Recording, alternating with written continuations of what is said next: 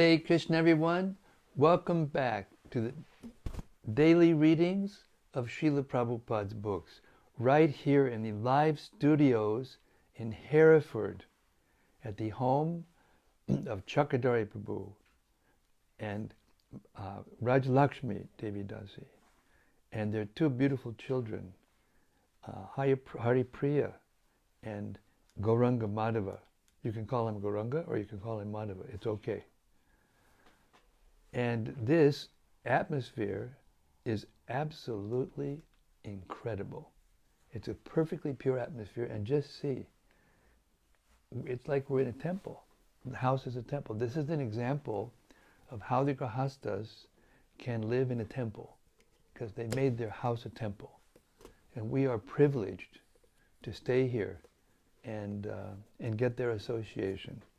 So lucky us. So in the meantime, Sri Caitanya-caritämrta is being read, and Srila Bhaktisiddhanta Saraswati Thakur has written a beautiful, poetic glorification of Caitanya-caritämrta. He was giving a lecture in a place called Munjir, which is just close to the Ganges in Bengal. And just after the lecture, there was a tremor. And the tremor caused the Ganga to come out of its banks, just a little bit, and then recede. And after he saw this, he said this: in due course, Mahapralaya, devastating floods, will inundate the entire universe. If you attempt to survive by swimming in that deluge, then do not neglect to take hold of Bhagavad Gita, Srimad Bhagavatam, and Sri Caitanya-caritämrta. Or if you cannot hold all three, that means you're swimming and you can't hold it, then release Bhagavad Gita. If necessary, you may also relinquish Srimad Bhagavatam. This is poetic. Nobody should relinquish Bhagavad Gita. Nobody should relinquish Srimad Bhagavatam. This is Bhaktisiddhanta Saraswati Thakur's glorification of the Caitanya-caritämrta. If necessary, you may also relinquish Srimad Bhagavatam, but under no circumstances release your hold on Sri Caitanya-caritämrta. For if this one book remains, then the flood can do no damage, actually. Because after it has subsided, the message of Shastra can be revived from Sri Caitanya-caritämrta alone, it being the essence of all Shastra. Jai Jai Sri Chaitanya Jai Nityananda Jaya Dvaita Chandra Jaya Gaura Bhakta Vrinda Jaya Jaya Sri Chaitanya Jaya Nityananda Jaya Dvaita Chandra Jaya Gaura Bhakta Vrinda Jaya Jaya Sri Chaitanya Jaya Nityananda Jaya Dvaita Chandra Jaya Gaura Bhakta Vrinda. So before we begin this monumental reading, we'd like to offer obeisances to Jagannath Baladev and Srimati Subhadra, Sri Sri Gaur Nitai.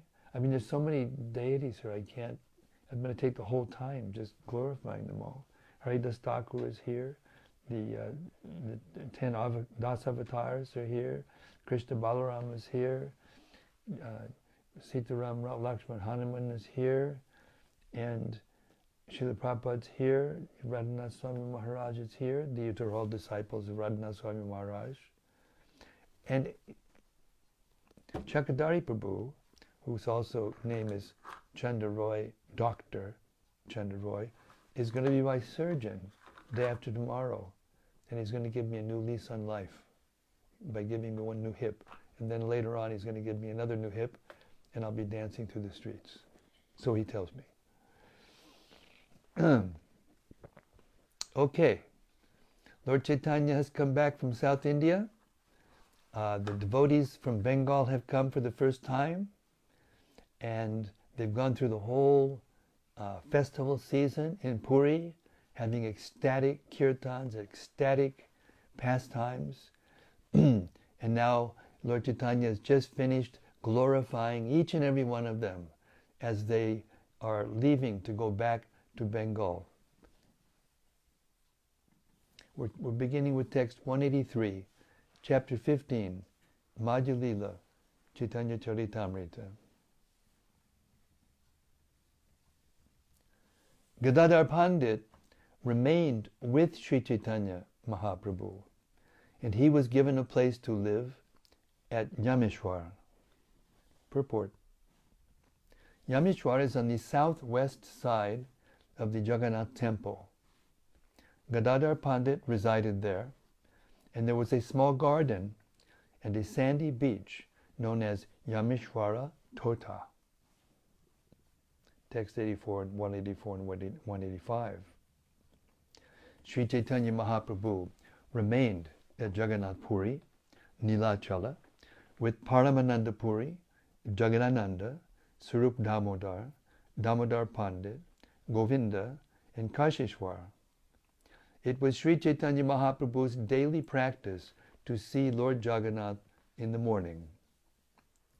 One day, Särvabhauma Bhattäcärya came before Sri Chaitanya Mahaprabhu with folded hands and submitted a request.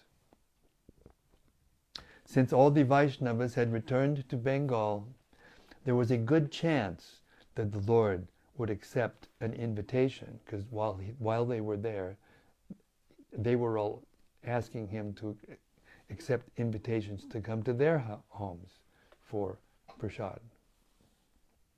So during that time, none of the Jagannath Puri Basis had a chance.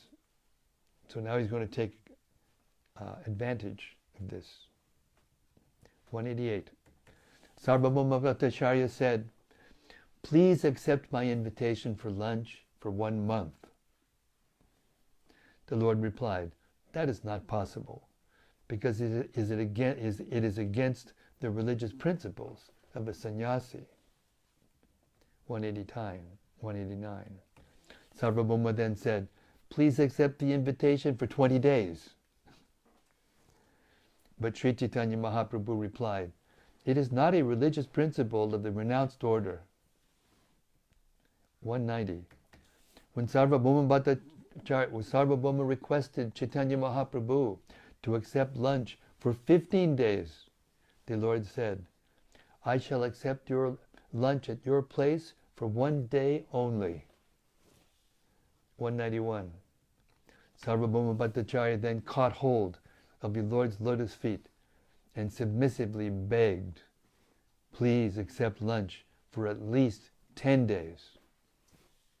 He's doing business. 192. Negotiation, making a deal. In this way, by and by, Sri Chaitanya Mahaprabhu reduced the duration to 5 days. Thus, for 5 days, he regularly accepted the Bhattacharya's invitation to lunch. 193. After this, Särvabhauma Bhattacharya said, "My Lord, there are 10 sannyasis with you." Purport. A sannyasi should not cook for himself, should not cook food for himself, or accept an invitation to eat at a devotee's house continuously for many days. Sri Chaitanya Mahaprabhu was very kind and affectionate toward his devotees, yet he would not accept a long invitation at Särvabhauma's house. Out of affection, he accepted only 5 days in the month. The 10 sannyasis living with the Lord were: 1. Paramananda Puri, 2. Sarup Damodar, 3. Brahmananda Puri, 4. Brahmananda Bharati, 5. Vishnu Puri, 6. Keshava Puri, 7. Krishnananda Puri, 8. Nishingatirtha, 9. Sukhananda Puri, and 10. Satyananda Bharati. Text 194. Särvabhauma Bhattacharya then submitted that Paramananda Puri Goswami would accept a 5-day invitation at his place. This had already been settled before the Lord. 195. Särvabhauma Bhattäcärya said, Damodar Swarup is my intimate friend. He will come sometimes with you and sometimes alone. The other 8 sannyasis will accept invitations for 2 days each. In this way there will be engagements for each and every day during the entire month. Purport. During the entire month, consisting of 30 days, Sri Chaitanya Mahaprabhu would visit Särvabhauma Bhattäcärya for 5 days. Paramananda Puri Goswami would visit for 5 days. Swarup Damodar for 4 days, and the other 8 sannyasis for 2 days each. In this way, the 30 days of the month would be filled. So he got his desire fulfilled by the Lord. If all the sannyasis came together, it would not be possible for me to pay them proper respects. Therefore, I would be an offender. Text 198. Sometimes you will come alone to my place, and sometimes you will be accompanied by Swarup Damodar. Having this arrangement confirmed by Sri Chaitanya Mahaprabhu, the Bhattacharya became very glad and immediately invited the Lord to his house on that very day. Strike while the iron is hot. Särvabhauma Bhattacharya's wife was known as Shatira Mata, the mother of Shati. She was a great devotee of Sri Chaitanya Mahaprabhu, and she was affectionate like a mother. 201. After returning to his home, Särvabhauma Bhattacharya gave orders to his wife, and his wife Shatira Mata began cooking with great pleasure. Text 202. At Särvabhauma Bhattacharya's house, there was always a full stock of food. Whatever spinach, vegetables, fruit, and so on were required, he collected and brought back home. Särvabhauma Bhattacharya personally began to help Shatira Mata cook. She was very experienced, and she knew how to cook nicely. 204.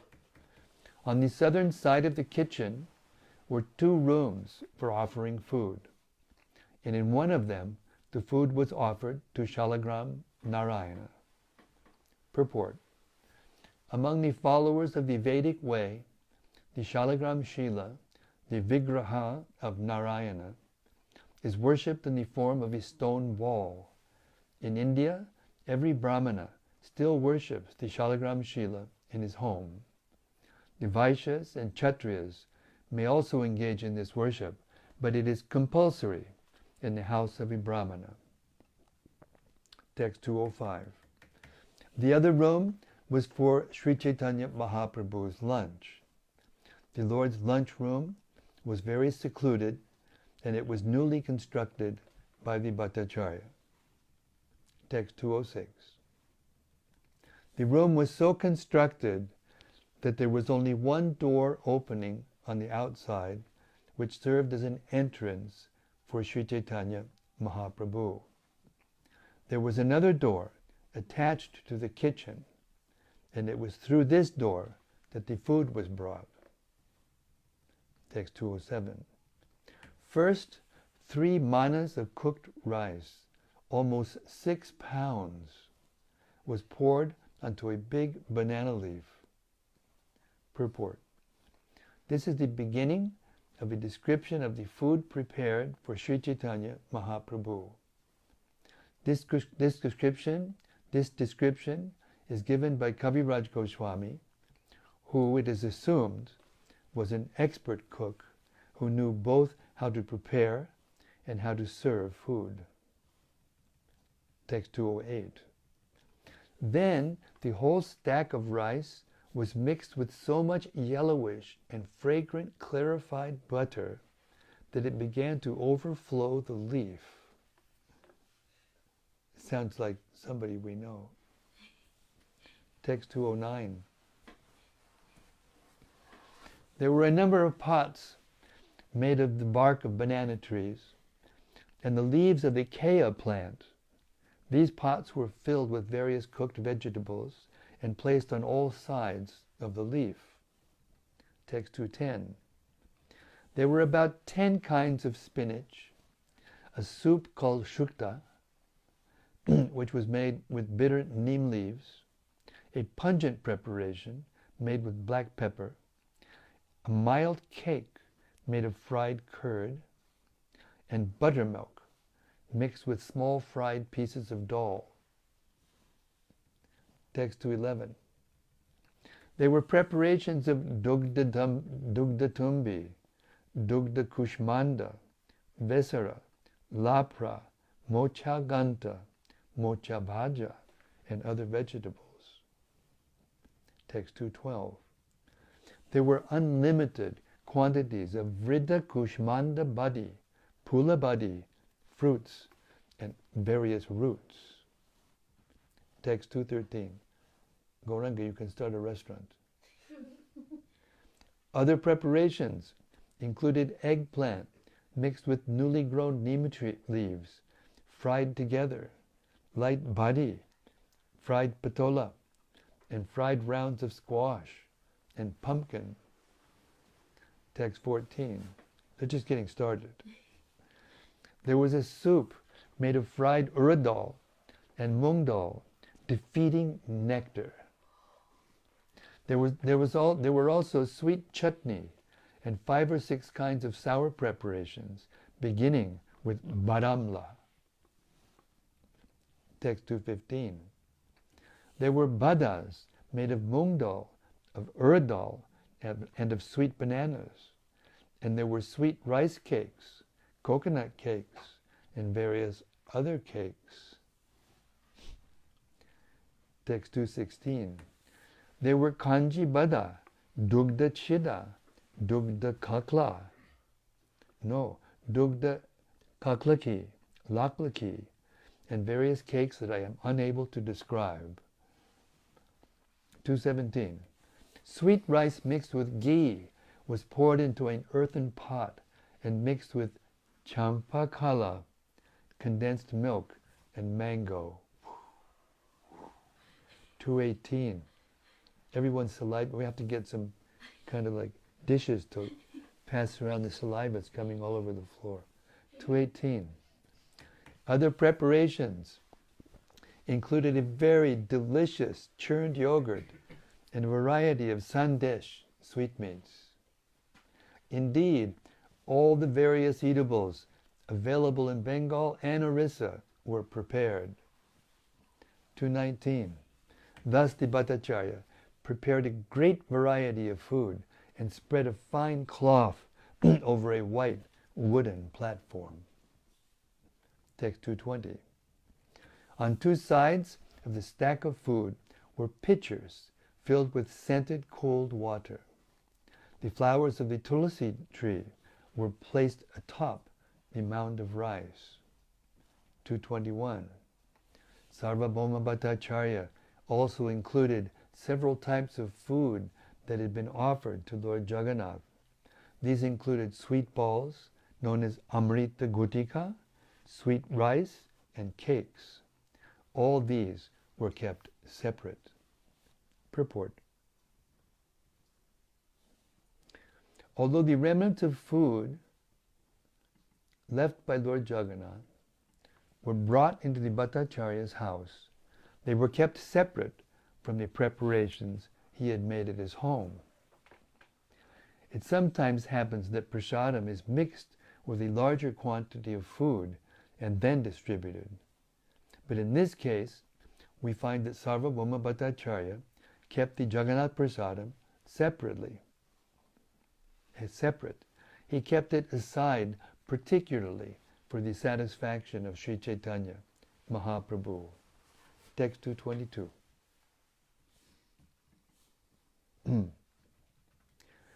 When everything was ready, Sri Chaitanya Mahaprabhu came there alone after finishing his midday duties. He knew the heart of Särvabhauma Bhattäcärya. 223. After Särvabhauma Bhattäcärya washed the Lord's feet, the Lord entered the room to take his lunch. Text 224. Sri Chaitanya Mahaprabhu was a little astonished to see the gorgeous arrangement, and gesturing, he spoke to Särvabhauma Bhattäcärya. This is most uncommon. How was this arrangement of rice and vegetables finished within 6 hours? 226. Even 100 men cooking on 100 stoves could not possibly finish all these preparations within so short a time.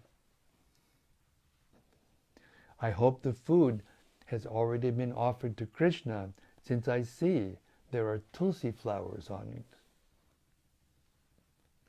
You are most fortunate, and your endeavor is successful, for you have offered such wonderful food to Radha Krishna. The color of the rice is so attractive and its aroma so good that it appears Radha and Krishna have directly taken it. My dear Bhattacharya, your fortune is very great. How much shall I praise you? I am also very fortunate to be able to take the remnants of this food. Take away Krishna's sitting place and put it aside, then give me prasadam on a different plate. Särvabhauma Bhattacharya said, It is not so wonderful, my lord. Everything is made possible by the energy and mercy of him who will eat the food. My wife and I did not especially exert ourselves in the cooking. He by whose power the food has been prepared knows everything. Now please, sit in this place and take your lunch. Chaitanya Mahaprabhu replied, This place is worshipable because it was used by Krishna. Purport. According to etiquette, things used by Krishna should not be used by anyone else. Similarly, things used by the spiritual master should also not be used by anyone else. That is etiquette. Whatever is used by Krishna or the spiritual master is worshipable. In particular, their sitting or eating places should not be used by anyone else. A devotee must be careful to observe this.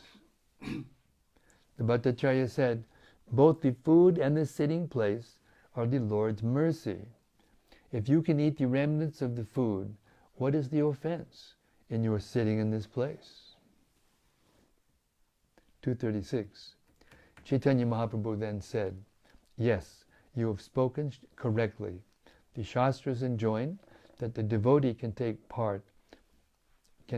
partake of everything left by Krishna.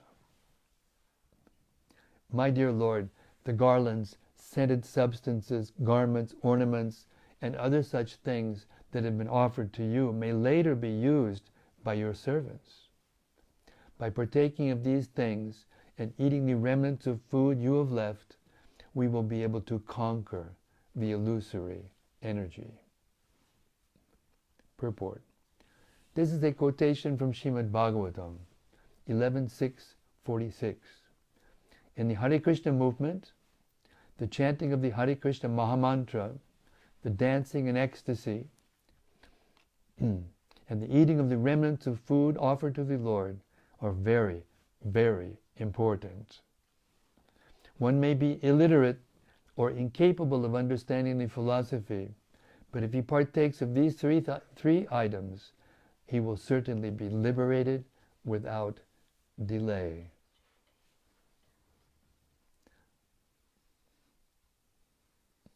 In the Hare Krishna movement, the chanting of the Hare Krishna Mahamantra, the dancing in ecstasy, and the eating of the remnants of food offered to the Lord are very, very important. This verse was spoken by Uddhava to Lord Krishna.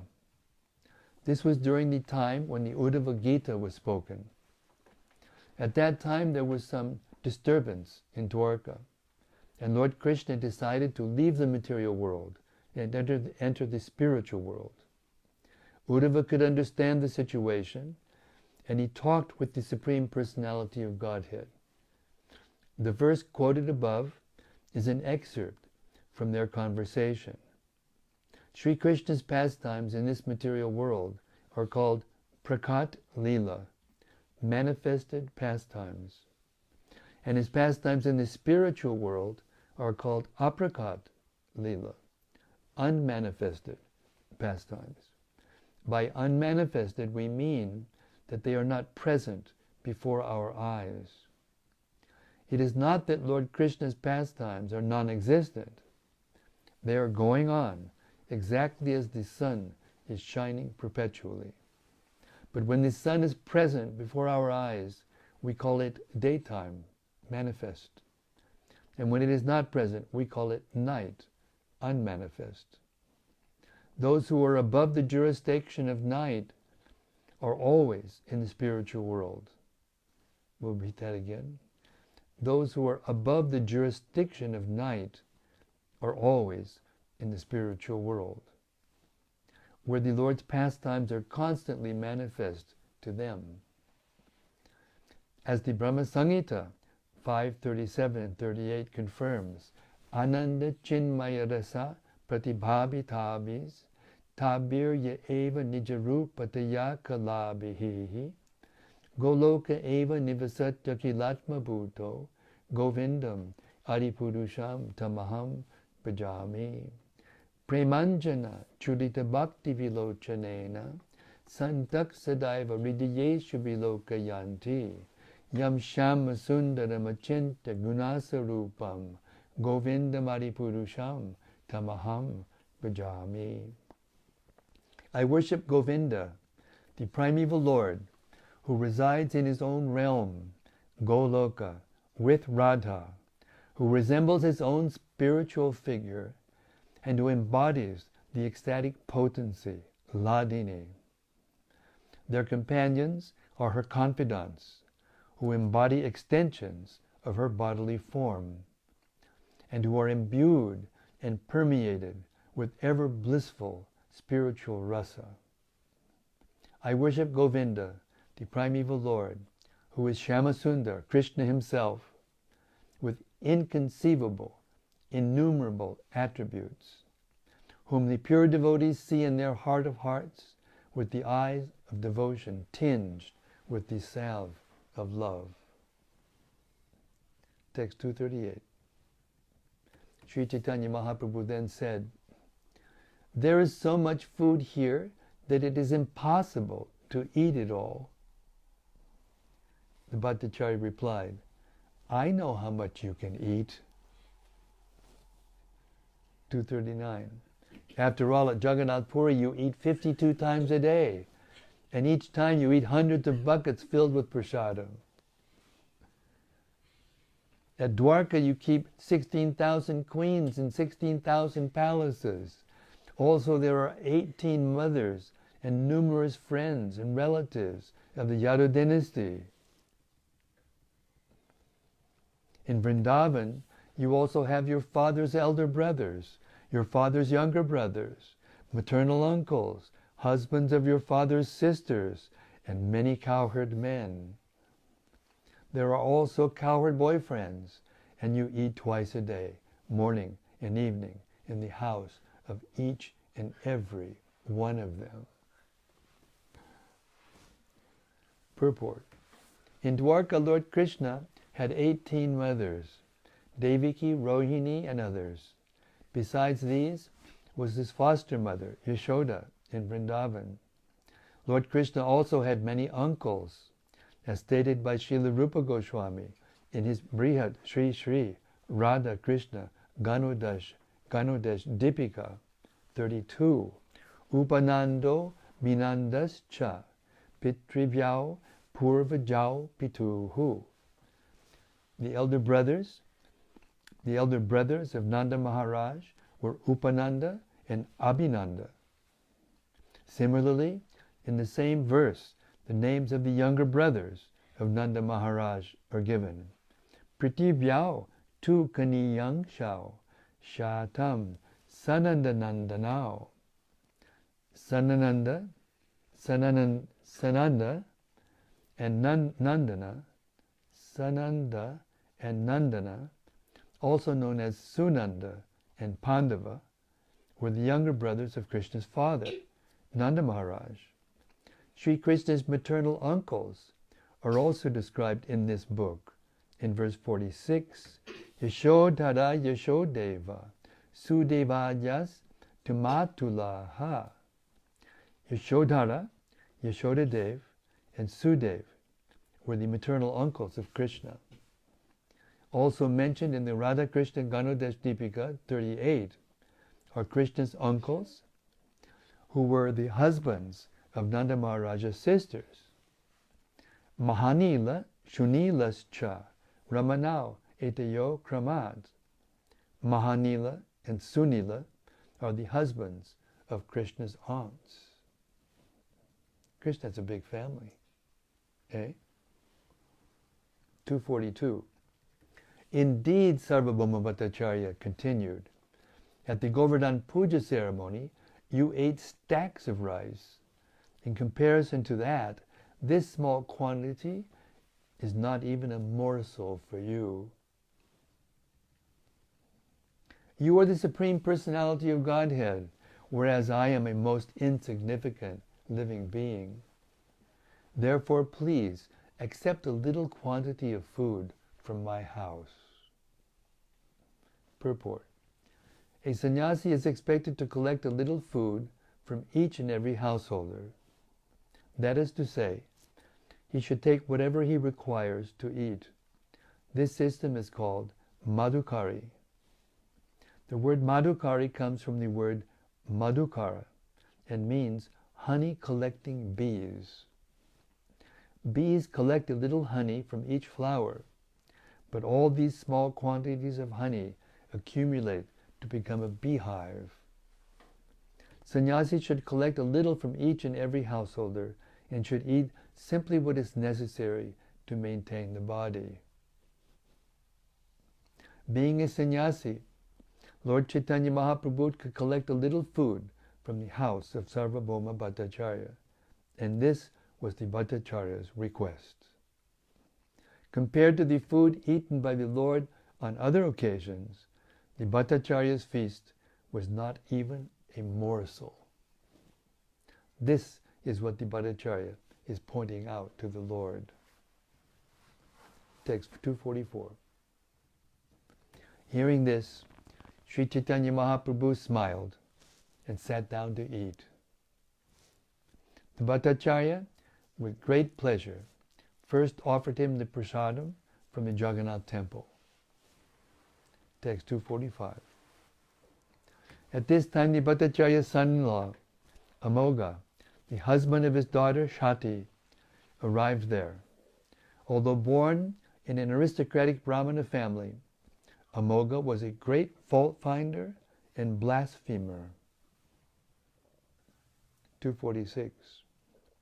Amogha wanted to see Sri Chaitanya Mahaprabhu eat, but he was not allowed to enter.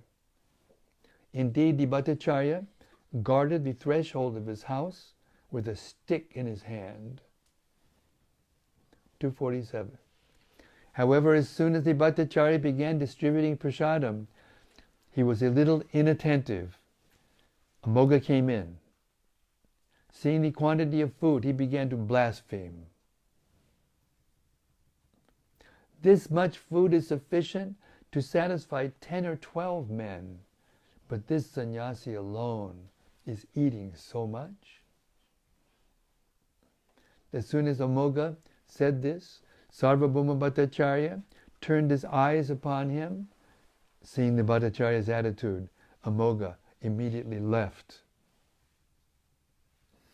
The Bhattacharya ran after him to strike him with a stick, but Amogha fled so fast that the Bhattacharya could not catch him. The Bhattacharya then began to curse his son-in-law and call him ill names. When the Bhattacharya returned, he saw that Sri Chaitanya Mahaprabhu was laughing to hear him criticize Amoga. When Shati's mother, the Bhattacharya's wife, heard of this incident, she immediately began to strike her head and chest, saying again and again, "Let Shati become a widow." Strong words, huh?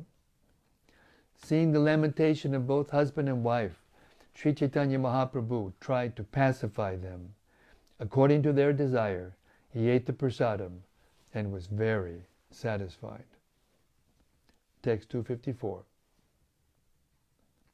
After Sri Chaitanya Mahaprabhu finished eating, the Bhattacharya poured water for the Lord to wash his mouth, hands, and legs, and offered him flavored spices, tulsi manjaris, cloves, and cardamom. The Bhattacharya then placed a flower garland over Sri Chaitanya Mahaprabhu and smeared his body with sandalwood pulp. After offering obeisances, the Bhattacharya submitted the following humble statement. "I brought you to my home just to have you blasphemed. This is a great offense. Please excuse me. I beg your pardon." Sri Chaitanya Mahaprabhu said, "What Amoga has said is correct.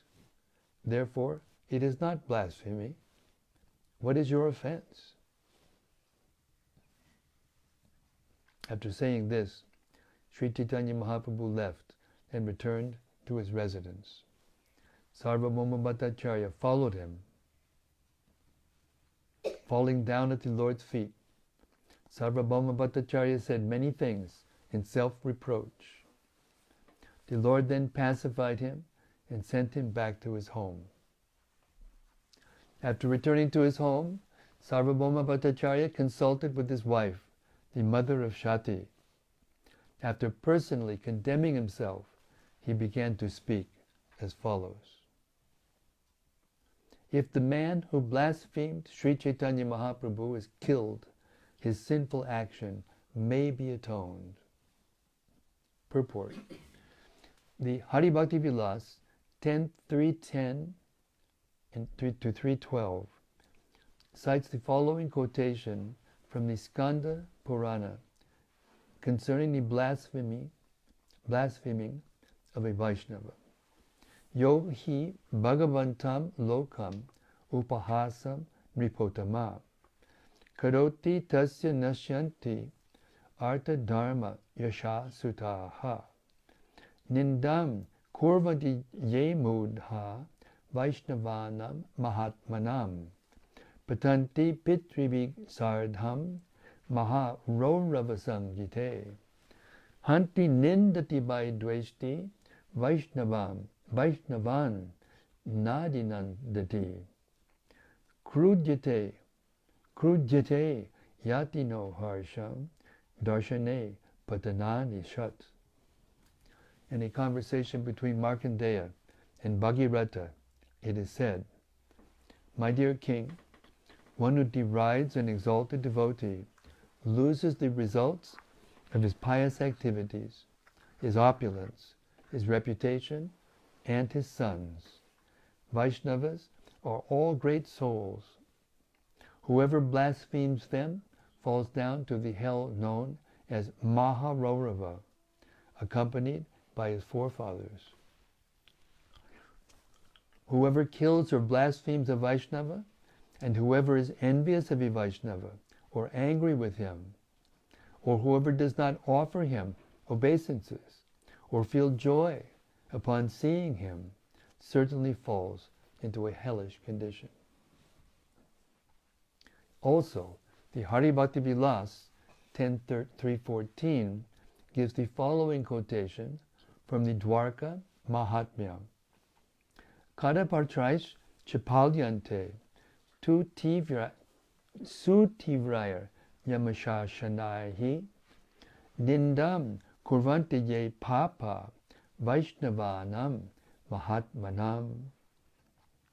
in a conversation between Prahlad Maharaj and Bali Maharaj, it is said, "Those sinful people who blaspheme Vaishnavas, who are all great souls, are subjected to very severely to the punishment offered by Yamaraj."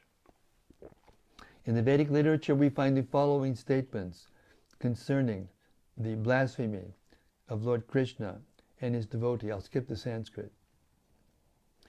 Those who criticize Lord Vishnu and his devotees lose all the benefits accrued in 100 pious births. Such persons rot in the Kumbhipaka hell and are bitten by worms as long as the sun and moon exist. One should therefore not even see the face of persons who blaspheme Lord Vishnu and his devotees. Never try to associate with such persons. In his Bhakti Sandarbha 265, Jiva Goswami quotes from Srimad Bhagavatam 1074, 40, "Nindam Bhagavatak Srivangs Tatpadasya Janasya Va Tato Napaiti Yaksopi Yat Yadak Sukritach Chutaha." If one does not immediately leave upon hearing the Lord or the Lord's devotee blasphemed, he falls down from devotional service. Similarly, Lord Shiva's wife, Sati, states in Srimad Bhagavatam 4.4.17, if one hears an irresponsible person blaspheme the master and controller of religion, he should block his ears and go away if unable to punish him. But if one is able to kill, then one should by force cut out the blasphemer's tongue and kill the offender, and after that he should give up his own life. Text 262. Särvabhauma Bhattäcärya continued, "Or, if I give up my own life, this sinful action may be atoned." However, neither of these ideas is befitting because both bodies belong to Brahmanas. 263. Instead, I shall never see the face of that blasphemer. I reject him and give up my relationship with him. I shall never even speak his name. 264. Inform my daughter, Shati, to abandon her relationship with her husband because he has fallen down. When the husband falls down, it's the wife's duty to relinquish the relationship. Purport. Srila Särvabhauma Bhattäcärya considered that if a Moga were killed, the killer would suffer sinful reactions for killing the body of a Brahmana. For the same reason, it would have been undesirable for the Bhattacharya to commit suicide because he was also a Brahmana. Since neither course could be accepted, the Bhattacharya decided to give up his relationship with the Moga and never see his face. As far as killing the body of a Brahmana is concerned, Srimad Bhagavatam 1.7.53 gives the following injunction concerning a Brahmabandhu, a person born of a Brahmin father but devoid of Brahminical qualities. Sri Bhagavan Uvacha, Brahmabandhur nahantavya atatayi vadar hanaha. The personality of Godhead Sri Krishna said, a Brahmabandhu is not to be killed, but if he is an aggressor, he must be killed. Quoting from the Smriti, Srila Sridhar Swami comments on this quotation from Srimad Bhagavatam, Attatayinam ayantam abhivedanta padagam jigam santam jigangshiyan natena brahmaha bhavet. An aggressor intent on killing may be a very learned scholar of Vedanta, yet he should be killed because of his envy in killing others. In such a case, it is not sinful to kill a Brahmana. It is also stated in Srimad Bhagavatam 1.7.57, Vapanam drabinadanam stanan niryapanam tata esha hi brahmabandhunam Vado nanyo stidai. Cutting the hair from his head, depriving him of his wealth, and driving him from his residence are the prescribed punishments for a Brahmabandhu. There is no injunction for killing the body. As far as Shati, the daughter of Särvabhauma Bhattäcärya, was concerned, she was advised to give up her relationship with her husband. Concerning this, Srimad Bhagavatam 5.5.18 states, Napatish chanasyan nachapatish sasyan na mochayetya samupeta mrityum. One cannot be a husband if he cannot liberate his dependents from inevitable death. If a person is not in Krishna consciousness and is bereft of spiritual power, he cannot protect his wife from the path of repeated birth and death. Consequently, such a person cannot be accepted as a husband. A wife should dedicate her life and everything to Krishna for further advancement in Krishna consciousness. If her husband abandons Krishna consciousness and she gives up her connection with him, she follows in the footsteps of the Dvijapatnis, the wives of the Brahmanas, who were engaged in performing sacrifices. The wife is not to be condemned for cutting off such a relationship. In this regard, Sri Krishna assures the Dvijapatnis in Srimad Bhagavatam 10.23, 31 to 32. So we're getting an idea here of how important it is, the offense against Vaishnavas.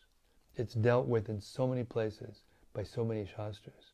Therefore, Prabhupada compiled this incredible purport, because it's such an important aspect of devotional life, to avoid the blasphemy of Vaishnavas. What to speak of the Supreme Personality of Godhead, acting as a Vaishnava.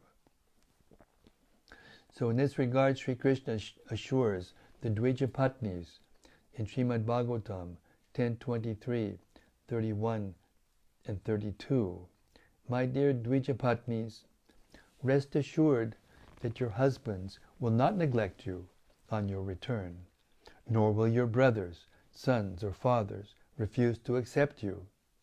Because you are my pure devotees, not only your relatives, but also people in general, as well as the demigods, will be satisfied with you. Transcendental love for me does not depend on bodily connections, but anyone whose mind is always absorbed in me will surely, very soon, come to me for my eternal association. Srila Prabhupada ki jai. What a purport. What a purport.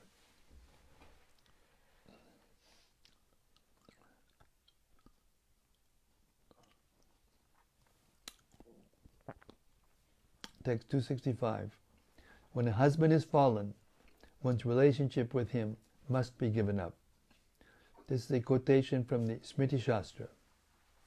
As stated in Srimad Bhagavatam, a wife who is satisfied, who is not greedy, who is expert and knows religious principles, who speaks what is dear and truthful and is not bewildered, and who is always clean and affectionate, should be very much devoted to her husband if he is not fallen. That night, Särvabhauma Bhattacharya's son-in-law fled, and in the morning he immediately fell sick with cholera. When the Bhattacharya heard that Amogha was dying of cholera, he thought, it is the favor of Providence that he is doing what I want to do. 268. When one offends the Supreme Personality of Godhead, karma immediately takes effect. After saying this, he recited 2 verses from the revealed scripture. What we have had to arrange by great endeavor, by collecting elephants, horses, chariots, and infantry soldiers, has already been accomplished by the Gandharvas. Purport. This is a quotation from the Mahabharata Vanaparva 241:15.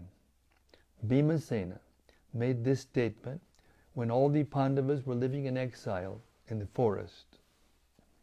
At that time, there was a fight between the Kauravas and the Gandharvas. The Kaurava soldiers were under the command of Karna, but the commander-in-chief of the Gandharvas was able to arrest all the Kauravas by virtue of superior military strength. At that time, Duryodanas, ministers and commanders, requested Maharaj Yudhishthira to help. After being thus petitioned, Bhimasena spoke the verse given above, remembering Duryodhana's former nefarious and atrocious activities against them. Indeed, Bhimasena felt it fitting that Duryodhana and his company were arrested. This could have been accomplished by the Pandavas only with great endeavor. 270.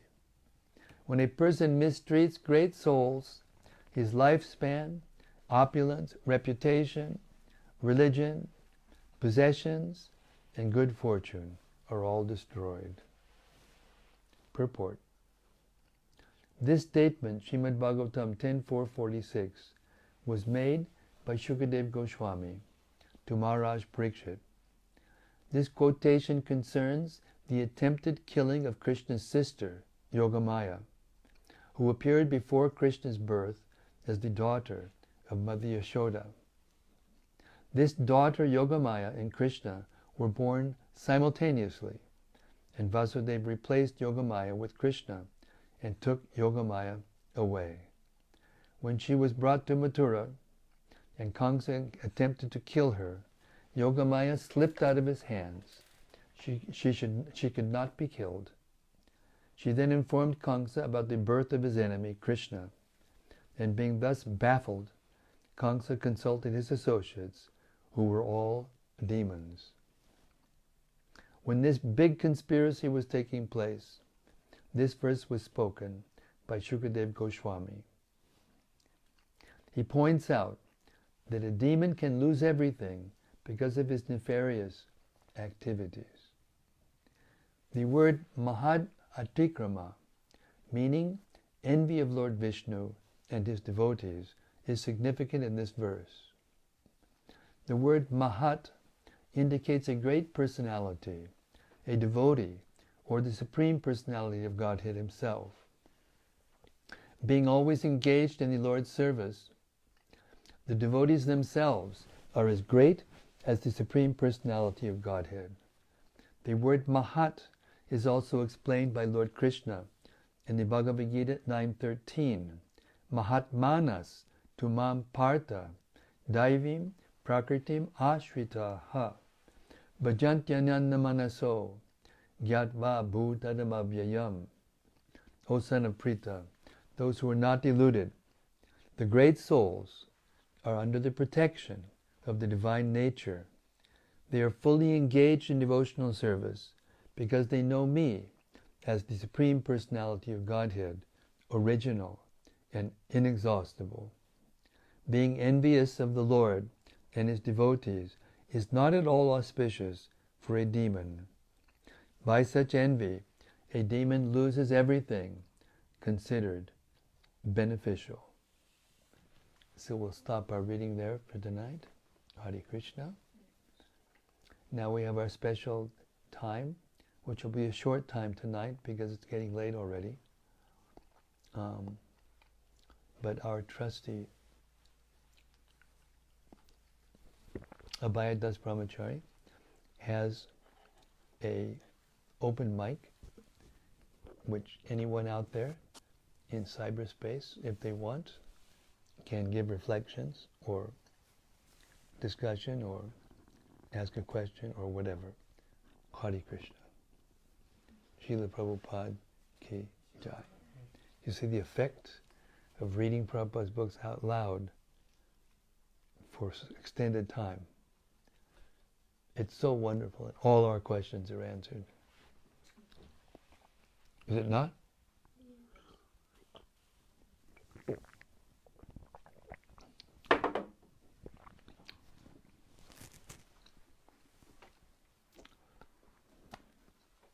Tomorrow I have to study all that material, don't I? They give me a whole stack of things to read. And We'll go together.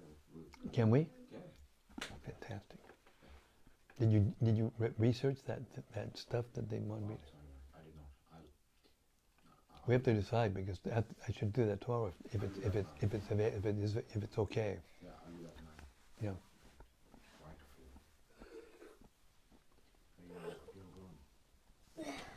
Hare Krishna Gauranga, Madhav. It's so nice when it's read out loud, Maharaj. Yeah, this is the goal. This is the goal, to be able to hear, because this is how we get knowledge. We don't get it by studying a book or by, of course we can, but most people, especially in Kali Yuga, they're not really capable of doing that. But everyone can hear. And this is the process for receiving spiritual knowledge. If you can hear with love and devotion and without argument, you can get the absolute truth just by hearing.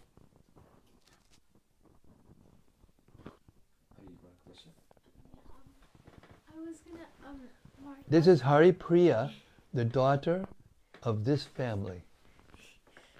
Maharaj, I was just gonna ask, with school days and everything, I've really been wanting to, over quarantine I've been reading more, obviously because of time, but in school days I'm not managing to read enough. So how much do you recommend to read, and like what types of which shastras with more? I've been finding Krishna book easier to read during my routine. Krishna book is the best book of all the books, no matter who you are, and no matter where you are, and no matter what you're doing. It's the best, because it takes everything. Prabhupada put everything into the Krishna book, because he didn't know whether he was going to live long enough to finish the Bhagavatam. And he put not just the translations and commentaries, the essential commentaries of all of the previous acharyas in his summary study, but also his own comments and his own clear explanations of so many things. I couldn't, and in terms of how much, that depends. You know, it depends on your duty, it depends on your capacity, it depends on how much you can concentrate on the things that you need to do. But if you do something every day, even if it's a little, you get immense benefit. How much, that depends on you. Depends on your daily schedule, it depends on what you can handle. But you should always remember that the goal is to become fully immersed. By the time you leave your body, you should be fully immersed. Now you're a student, young girl and a student. You have to do the best you can. Be sincere. Just be sincere. Definitely, yeah, Maharaj. Because I've been, I feel like if I read if I'm trying to think that I'll do 10 pages, but then I'll try and read quickly, I didn't end up feeling as much or like concentrating. Yeah, I started doing that. I started doing 41 pages a day, and I found that after some time it became mechanical. But when you do out loud, and you don't, make a number to it, it helps you to absorb. Because the main thing is to absorb your consciousness. Thank you, Maharaj. You're welcome, Hare Krishna. Something from outer space? From cyberspace?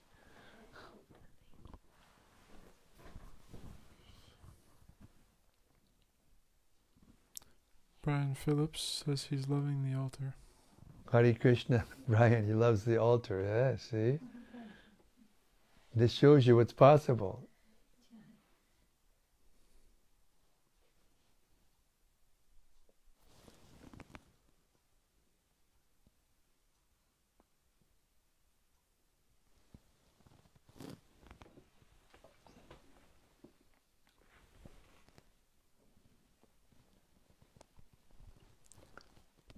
Krishna Premavati Devidasi. Krishna Premavati Devidasi. Hare Krishna. She comments, chant Hare Krishna, dance in ecstasy, Respect Mahaprasadam. Liberation without delay. Amazing promise by Srila Prabhupada. There you go, there you go. That's what it means to hear. Because you hear and you remember the things that are the most important and then repeat them. That's kirtan. You should understand that what's going on right now, this is Sankirtan. It gives a lot of hope as well, Maharaj. Oh yeah. It's so simple. It just makes you feel that it is doable. It's, lots of complicated methods and other things, but Prabhupada has simplified it so much. Bless your heart for saying it. You should write a paper and distribute it to the whole world. I'm trying to do this. Because the tendency is, because everyone's so complicated, because of the way the modes of nature are, and because of the way the educational system is in the whole world, everybody's after that kind of thing.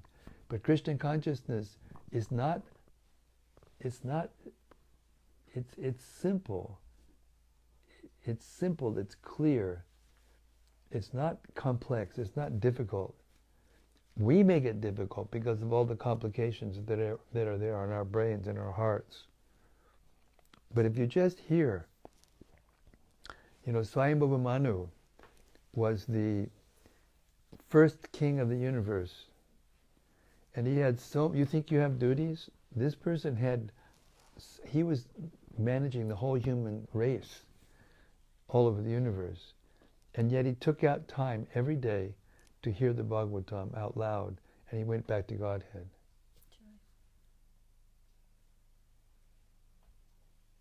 And Prabhupada has simplified it so much that we don't have to put any effort from our end. No need to analyze or break the words. As you said, just hear it over and over again. Just hear over and over. That's the process.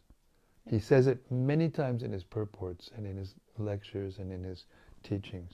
This is the process, to hear again and again. It sinks in naturally because the soul is there. Krishna Prema is there. Nitya Siddha Krishna Prema Sabhakavanoi. Krishna Prema, love for God, is in the heart of every living being. And it just has to be awakened. And that process of awakening is the process of hearing from a devotee who has love for Krishna. And that's Prabhupada's purports. Thank you.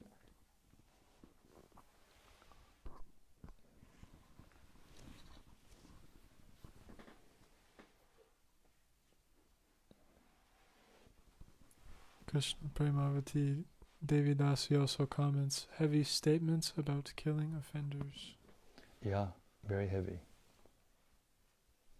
Seriousness, to point out the seriousness of devotional service. So it's getting 8:25. We got kids that need to get to bed, and I'm going to get in trouble from their parents if I don't stop early enough so everybody can get to bed on time, because these are really active personalities. 2 doctors, mother and father, and scholar kids, and so we will beg the mercy of Gauritai and Jagannath Baladev Subhadra and all the elevated the Supreme Personality of Godhead, Haridas Thakur, Srila Prabhupada, Radhanath Maharaj. So please bless us that we can spread this simple process of hearing Srila Prabhupada's books out loud in the assembly of pure-hearted Vaishnavas. It's the process that will bring anybody to the spiritual world. And for those of you out there who may have not had their comments or reflections read out loud, please forgive me tonight. I got to prepare myself tomorrow, because day after tomorrow I'm going to have a pretty intense situation to go through. Shri Caitanya-caritämrta ki jai. Samaveta Bhakta Binda ki jai. Gaur Premanandi Hari Hari Bo. See you tomorrow night. Same place, same station, same subject matter. Hare Krishna. See you tomorrow.